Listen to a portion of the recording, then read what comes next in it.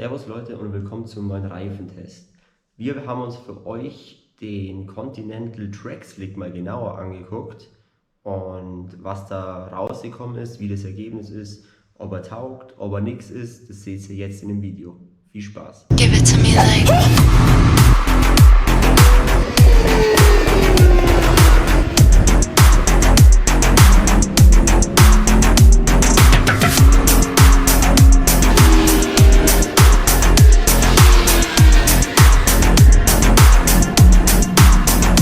I love you.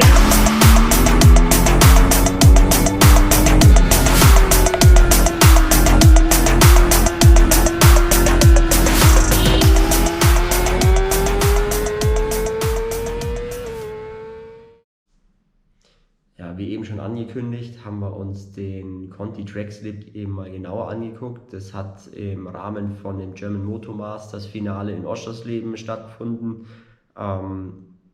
Da kann man wirklich sagen, das ist schon auf einem sehr, sehr hohen Niveau. Also die Rundenzeiten sind auch sehr, sehr schnell. 600er Klasse, ja, unter 40 musst du fahren, dass du überhaupt dabei bist. Und wenn man wirklich Punkte einfahren will, dann muss es doch schon eher in die Richtung 35 gehen. Also ja, da haben wir den wirklich mal auf Herz und Nieren austesten können. Hier eben auf der Honda.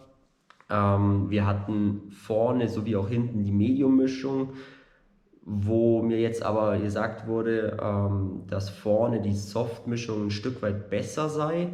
Konnte ich jetzt leider nicht bezeugen, weil wir eben bloß Medium gefahren sind. Aber das ist jetzt eben nur so ein kleiner Tipp, wo mir auch gegeben wurde, der Soft sei scheinbar an der Vorderachse ein Stück weit besser als der Medium.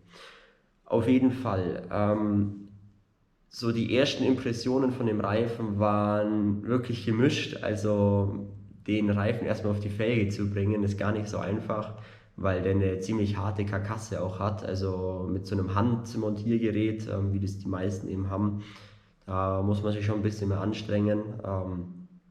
So ein Michelin oder ein Pirelli aufziehen, das geht deutlich einfacher.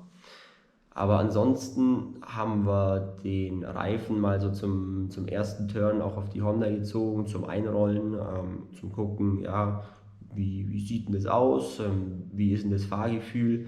Und ich muss ehrlich sagen, am Anfang, ich bin gar nicht klarkommen. Also der Reifen hat mir null Feedback, gar nichts gegeben, speziell auch an der Vorderachse, also an der Hinterachse hatten wir jetzt weniger das Problem, aber speziell an der Vorderachse war es dann doch sehr, sehr hart. Und dann bin ich wieder reinkommen nach dem Turn. Ich habe mir gedacht, ey, da geht ja gar nichts. Also wie kann man mit sowas fahren? Und dann haben wir uns aber mal ein bisschen mehr damit beschäftigt und haben ein Stück weit auch das Fahrwerk bearbeitet. Hier an der Gabel haben wir die Druck- und Zugstufe ein Stück weit rausgenommen. Also ja, dass das Fahrwerk einfach schneller anspricht, weil die Karkasse eben vom Vorderreifen ein Stück weit härter ist. Das Fahrwerk ist, muss man auch sagen, auf dem Pirelli abgestimmt und das merkt man natürlich auch. Also wie gesagt, im ersten Turn, ich bin gar nicht klarkommen, da habe ich mir gedacht, ey, wie kann man mit sowas fahren? Aber zum zweiten Turn hin haben wir das Ganze dann auch, ein bisschen abgestimmt, also 3 Klicks Zug- und Druckstufe jetzt mal von der Gabel rausgenommen. Das ist ja das Biturbo Cartridge. Ich weiß nicht, wie es bei anderen Gabeln ist. Hier waren es eben 3 Klicks. Das war wirklich sehr, sehr gut. Die Gabel hat in Verbindung mit dem Reifen viel, viel besser angesprochen und das Moped hat sich ganz anders angefühlt. Also wirklich, es war wie ein anderes Motorrad und ich konnte auf einen Schlag wieder gut auf der Bremse reinhalten. Ich hatte auf einmal wieder einfach Gefühl fürs Motorrad und ab dem Zeitpunkt hat mir der Reifen dann eigentlich ganz, ganz gut gefallen. Für die Qualifyings haben wir den Reifen aber nicht montiert, sondern für die Qualifyings und die Rennen sind wir weiterhin dann Pirelli und Michelin gefahren.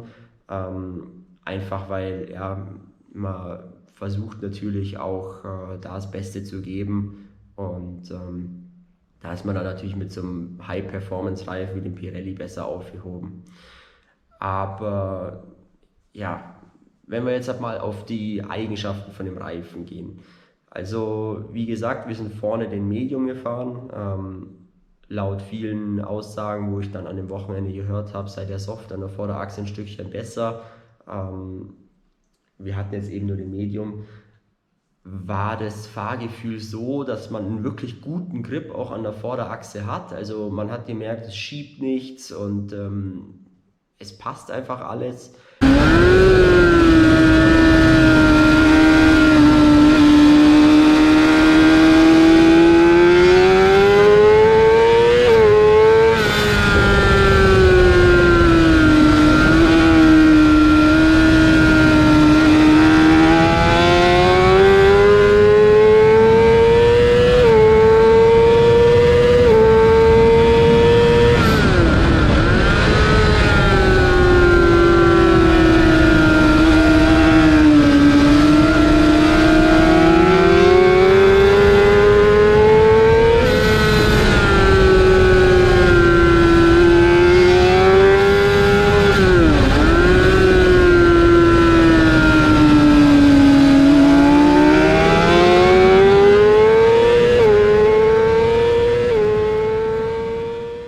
Aber jetzt zum Beispiel dieses knackige Einlenkvermögen, was ein Pirelli hat oder was auch ein Michelin hat, das hat er natürlich nicht. Also es ist mit dem Reifen nicht so einfach, die perfekte Linie zu treffen, wie wenn man jetzt eben einen Hypersportreifen oder einen Hyperslick drauf hat, einen Wettbewerbsslick.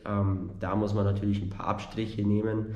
Das allgemeine Fahrgefühl auf der Vorderachse war auch ein Stück weit schwammiger, als wenn ich jetzt ein Pirelli fahre.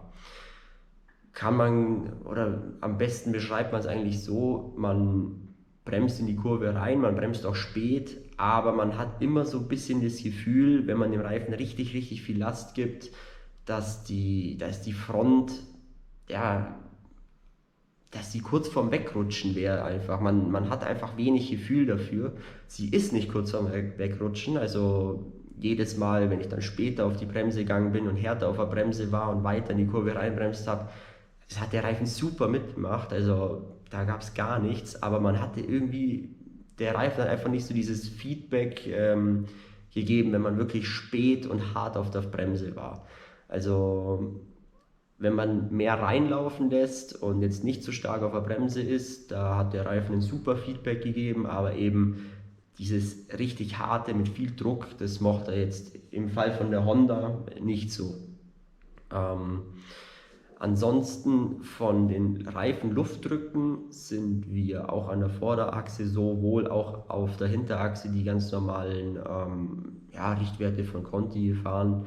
Die haben auch ohne Probleme funktioniert. Also da haben wir dann ein bisschen immer mehr und weniger gegeben, aber im Grunde haben die Werte super gepasst. Die Reifen waren dann eben auch auf 80 Grad vorgewärmt und da gab es jetzt auch gar keine Probleme.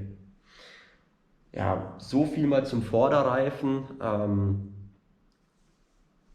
Also wenn man es jetzt mal realistisch sieht, der Reifen kostet ein Vielfaches weniger von einem Pirelli Vorderreifen und soll auch oder ist auch mehr für den Trackday-Fahrer ausgerichtet und ja, es funktioniert gut. Also wie gesagt, wir sind jetzt auch mit der Medium Mischung am Vorderreifen, wo ja viele gesagt haben, nimm lieber den Soft, sind wir 37 tief gefahren in Oschersleben im Warm-up und da war jetzt nicht viel Pushen dabei, also man hätte mit dem Reifen auch ohne Probleme auf der Honda in die 36er Zeiten reinfahren können, also mit mir als Fahrer und von daher zeigt es auch, was der Reifen eigentlich für Potenzial hat. Also wie gesagt, es fehlt einfach so ein Stück weit die Rückmeldung vom Vorderrad und so ein Stück weit nochmal das präzise Einlenken, was eben die deutlich teureren Reifen, muss man natürlich auch sagen, von Pirelli und Michelin dann doch haben. Ein Vorteil von dem Reifen ist aber, durch das, dass es ein Trackday-Reifen ist, kann er viel, viel mehr Aufwärmphasen abhaben. Also so ein Pirelli, wenn der 4 Tage genutzt wird, vorne, dann kann man den wegwerfen, weil eine 5. Aufwärmphase mag er nicht. Und das ist bei den Conti-Slicks eben anders. Die sind da viel, viel mehr auf den Trackday-Fahrer zugeschneidert, der eben mehr fahren will, der Reifen haben möchte, die länger halten, aber auch einen guten Grip liefern, bloß eben nicht dieses letzte Quäntchen. Genau, so viel zum Vorderreifen. Vom Hinterreifen muss ich tatsächlich sagen, war ich von Anfang an begeistert. Also wir haben jetzt in der Hinsicht, oder es gibt jetzt leider keinen 190er Big Size Reifen für von dem Conti, deswegen sind wir den 180er gefahren, aber von Anfang an ein sehr, sehr gutes Laufbild, also nichts aufgerissen, gar nichts. Die Luftdruckempfehlung hat auch super gepasst und vom Grip her muss ich sagen, war der zumindest in Oschersleben, wenn es kühl war, auf einem ähnlichen Level wie jetzt zum Beispiel der Michelin oder der Pirelli. Also da hat sich jetzt wenig getan. Klar, man merkt, wenn man jetzt richtig hart am Gas ist, dann mag er nicht so. Aber da hat man natürlich auch wieder den Unterschied Pirelli-Hinterreifen. Ja, den wirft man nach ein paar Turns weg und der Conti, der hat jetzt 3 Turns bei uns drauf gehabt und hat gar kein Problem gemacht. Also die Profiltiefe ist wie neu, es funktioniert alles super, also von daher bin ich dann schon begeistert. Also das da hier ist jetzt mal das Laufbild von dem Conti nach 3 Turns. Wie man sieht, der reißt gar nicht auf, der ist wahnsinnig glatt, also ein Stück weit hier raut er sich auf, aber das Laufbild ist echt super. An der Vorderachse dasselbe Spiel. Man kann fast bis auf Kante rausfahren, aber auch sehr, sehr glatt und ein wahnsinnig gutes Laufbild. Das ist jetzt so ein kleines Resümee zu dem Reifen. Jeder, der Trackday-Fahrer ist und der jetzt nicht aufs letzte Quäntchen die Performance vom Reifen haben möchte der auch keine Meisterschaft mitfährt, den kann ich persönlich den Reifen wirklich ans Herz legen. Er ist so ein Stück weit das Vergleichsprodukt zum Metzeler TD Slick. Den könnten wir in der fernen Zukunft eventuell auch nochmal testen. Muss man mal gucken, ob sich das Ganze ergibt oder nicht. Aber wie eben schon gesagt, also sowohl vorne als auch hinten für einen Trackday-Fahrer super. Vorne für Fahrer, die wirklich, wirklich schnell sind und die viel Last auf Bremse ins Fahrwerk geben, die den Reifen dann wirklich belasten. Da gehöre ich auch dazu. Ich bin ein ziemlich harter Bremser. Merkt man doch, dass der einfach nicht so die letzte Performance hat, wie jetzt zum Beispiel ein wirklicher Rennslick. Aber ja, probiert den Reifen aus.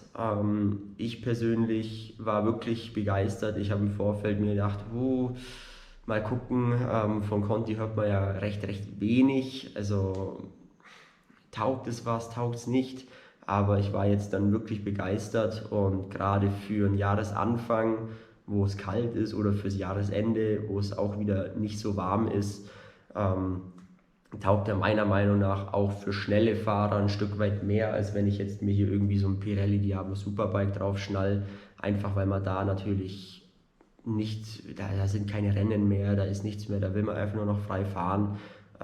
Die Temperaturen passen super dazu, also der hat ein breites Temperaturfenster, wo er funktioniert. Von daher kann ich den dann wirklich auch wärmstens empfehlen und kann ehrlich gesagt, wenn man sich die Preis-Leistung anguckt, kein schlechtes Wort drüber verlieren. Also ja, es ist ein leichtes Downgrade vom Handling und vom Grip zu einem Super oder zu so einem Hypersport Rennslick wie jetzt eben der Pirelli. Aber wenn man sich den Preis anguckt und vor allem die Haltbarkeit, ist er meiner Meinung nach für jeden Anfänger und bis zum mittelmäßig schnellen oder einigermaßen schnellen Fahrer wirklich ein Top-Produkt. Und ja, da wird man auf jeden Fall viel, viel mehr Freude auch dran haben als an einem Pirelli, der sehr, sehr schnell verschleißt und dann auch ordentlich ins Geld geht. Genau. Ich hoffe, ihr konntet mit den Informationen ein bisschen was anfangen. Wenn es euch gefallen hat, wenn ihr sagt, ja, das ist eine coole Sache, dann gibt es da bitte Feedback. Dann können wir gucken, ob wir gerade solche Einsteiger-Rennslicks oder auch fortgeschrittenen Rennslicks öfters testen für euch. Und dass ihr einfach eine gute Kaufempfehlung habt, was ist für euren Typ Fahrstil oder für euren Typ Fahrer das Beste, was wird eher weniger gut für euch sein, dass ihr da einfach gute Infos habt, wäre es eben auch wichtig, dass ihr, wie gesagt, uns ein kleines Feedback gibt, ob euch das gefällt, ob ihr da mehr von haben wollt oder nicht. Und dann sage ich schon mal ciao, macht es gut und bleibt sitzen.